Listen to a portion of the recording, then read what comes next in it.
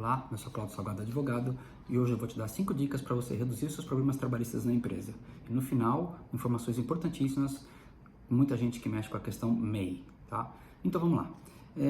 Muita gente tem problemas trabalhistas às vezes na empresa, sem saber ao certo o que está acontecendo, por que está fazendo alguma coisa lá de errado, achando que está tudo certo, tá? Mas existem às vezes pequenas coisas que você pode mudar na sua empresa, evitar probleminhas mínimos, que isso dá uma repercussão muito grande quando existe uma ação trabalhista contra você. Primeiramente, que é uma coisa que muita gente é condescendente com isso, e às vezes o patrão nem sabe que pode ter um tipo de regramento nesse sentido, é evitar o uso de telefone celular, como um equipamento da própria pessoa particular que ele está chegando na empresa para trabalhar e não precisa ficar com aquilo. Então, a regra, a empresa pode determinar que o funcionário deixe todos os seus pertences pessoais dentro de um armário da empresa, de posse da empresa, e vai guardar tudo lá dentro, não tem problema, inclusive o celular. Por que a gente fala do celular? Por que é um problema isso? Porque muitas vezes a pessoa, na jornada de trabalho dele, durante o expediente dele, qualquer momentinho que chega, qualquer sinal, uma comunicação, uma mensagem, ele vai parar, vai ver mensagem, vai devolver, vai ficar tirando foto, vai perder tempo com isso. Então ele vai deixar de produzir e às vezes pode faltar de atenção em procedimentos, em processos importantes e pode causar falhas, até acidentes de trabalho mesmo, tá? Então como é que funcionaria isso? A empresa tem que disponibilizar um armário, o funcionário vai deixar lá dentro, cadeado dele, chave dele, a empresa compra o primeiro cadeado, deixa lá, se ele perder, se ele quebrar, aí sim pode ser o ônus dele depois, mas a empresa disponibiliza isso no primeiro momento e aí sim, tá? Ele vai ficar sem o celular dele, sem os equipamentos pessoais e vai trabalhar com isso normalmente durante o dia. É evidente que ele fala, mas e se eu tiver uma emergência, alguma coisa que eu preciso receber uma ligação da família, alguma coisa, não tem problema. A empresa, nesse sentido, vai disponibilizar um telefone fixo, que o funcionário pode ter acesso a isso, e em eventuais emergências, recados importantes, a família, seja quem for, pode entrar em contato, deixar o recado, ele retorna. Se for uma coisa realmente muito urgente, ele vai ficar disponibilizado para poder entrar em contato. Se for apenas um recado, alguma coisa pode ser dada, ele responde no horário final do expediente ou no intervalo dele, que aí sim ele vai ter a liberdade toda. Então, no intervalo, ele pode ir no armário, retirar os pertences pessoais, vai fazer a hora dele de intervalo e o assunto fica resolvido. Tá bom? Essa é uma dica bastante importante, eu acho que é interessante vocês estarem se atentando para isso. Evita o uso de telefone celular durante o expediente, ok? Pronto. Uma outra situação que é importante, aí sim, o ônus do empregador, é a questão dos EPIs. Muitos empregadores às vezes entendem que forneceu um EPI no primeiro momento, nunca mais precisa trocar aquilo. Não é bem assim. Existem EPIs que têm que ser trocados às vezes diariamente, semanalmente, mensalmente, enfim, de acordo com o uso e com a necessidade daquele equipamento que o funcionário está usando. Por exemplo, um EPI auricular é um produto que às vezes desgasta muito rápido, então às vezes tem que usar um novo todo dia. Então, na empresa tem que ter um controle disso, tem que ter uns protocolos de entrega de cada EPI, de cada funcionário, de todos os dias que eles estão retirando. E se for alguma coisa que ele tem que retirar e devolver, da mesma forma, protocolo de saída, protocolo de entrada, tá? Existem coisas que ficam por muito tempo, por exemplo, uma bota, dependendo do uso daquelas com a frente de qualquer tipo de metal, isso dura por muito tempo, né? Então não é uma coisa que vai ser trocada semanalmente. Mas óculos, capacete, bota, dependendo do tipo de função, um jaleco de câmera fria, enfim, algumas coisas têm que ser entregues regularmente. Então, o patrão, o empregador tem que estar sempre de olho nessas coisas em relação à atualização disso, em relação ao uso e fiscalizar se está sendo usado mesmo, corretamente. Eu tenho problemas, às vezes, que a gente já chegou aqui no escritório para poder fazer movimentos disso, do patrão que entrega, por exemplo, luvas para uma oficina que é necessário o uso de luva, que vai mexer com equipamento, com óleo, enfim, qualquer coisa que precisa usar as luvas, é entregue, porém, no uso, durante o dia, no expediente, o funcionário acha que é mais confortável ele tirar a luva, né, porque ele é mais fácil de mexer. É difícil, é complicado, às vezes realmente ele tem um pouco de razão, mas tem que ter a segurança. Então tem que ter uma fiscalização para saber que ele está de fato usando, tá? Então existe, além da obrigação de entrega de EPIs, de acordo com cada função, a necessidade de fiscalização para que isso esteja sendo de fato cumprido e usado. Sob pena de sim, advertências, enfim, aí segue todo um trâmite importante para você controlar o uso e eventuais punições do funcionário, tá ok?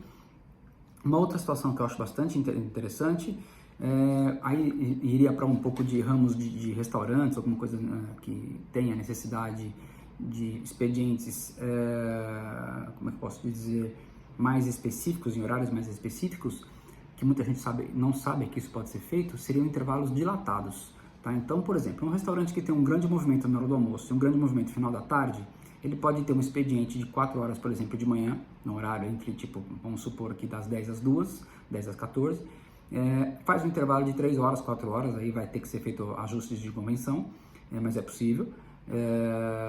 E aí o colaborador volta mais para o final do dia para fazer mais 4 horas. Então teria uma jornada de 8 com intervalo aí um pouco maior. É possível, porque facilita. Às vezes a pessoa tem um pequeno negócio que funciona só naqueles 2 horários, tipo 10 horas da manhã às 7, 8 horas da noite. E aí para ele fazer 2 contratações com 2 jornadas diferentes para 2 pessoas fica inviável, então ele consegue fazer um intervalo dilatado. Porém, fique atento sempre por umas questões aí que precisam ser observadas. Não é possível passar das 8 horas diária, 44 semanais, aí depende também um pouquinho de cada convenção, mas a regra é essa, tá? E também o intervalo intra-jornadas, porque às vezes a pessoa fala, ele vai trabalhar das 10 às 14, tira 4 horas, por exemplo, de intervalo, e aí segue das 6 horas da tarde até meia-noite, negativo. Aí você já está entrando em vários problemas. Primeiro que você vai ter uma questão aí de um intervalo que não está sendo corretamente adequado, porque aí saiu da jornada das 8 horas, vai ter a hora extra, vai ter a hora noturna, tem que verificar essa questão da hora noturna depois que você vai invadir a parte da noite, dependendo da situação, hora reduzida, enfim, vai ter uma série de coisas que vai ter que ser analisado. E aí, tem casos que eu já tive problemas que às vezes se faz o intervalo dilatado e a segunda parte do cumprimento da jornada extrapola demais. E aí você tem uma questão maior ainda, que é respeitar o intra-jornada de um dia para o outro, que tem que ser de no mínimo 8 horas. Então, às vezes a pessoa sai do restaurante ou do ramo que for na madrugada e às 8 horas da manhã já está lá trabalhando. E aí ele não respeitou esse intra-jornada, isso vai te dar problema também, tá? Então é possível você fazer um intervalo dilatado, mas toma um pouco de cuidado com as outras regras aí também, tá? Não é nada muito misterioso. O empresário deve ter com certeza uma contabilidade, um advogado que vai poder fornecer mais informações mais detalhadas para você. Eu só estou dando um toque porque eu acho bastante importante essa questão. E um outro detalhe muito problema para empresas é a questão das contratações de terceiros, tá? Então tem 2 tipos de contratação de terceiros que as empresas fazem, que é bastante complicado por uma falta, às vezes, de fiscalização, de acompanhamento e até de conhecimento, tá? Então tem aquele problema do terceiro contratado, simplesmente um terceiro, tá? Então vamos dar exemplos aqui de um motoboy. Então você vai lá e contrata uma empresa que tem motoboy e aí ele vai fornecer aquela mão de obra para você. Até aí tudo bem, tá? Não é nenhum problema, é possível, tá? Porém, se essa empresa que você está contratando não tiver uma fiscalização, não tiver, por sua parte, tá?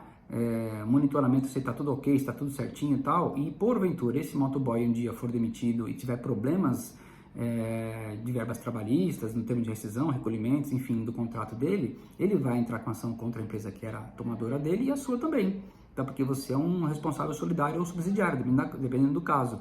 Então, essa questão do terceirizado é boa, é importante, reduz bastante custo, mas tem que ser muito bem monitorado.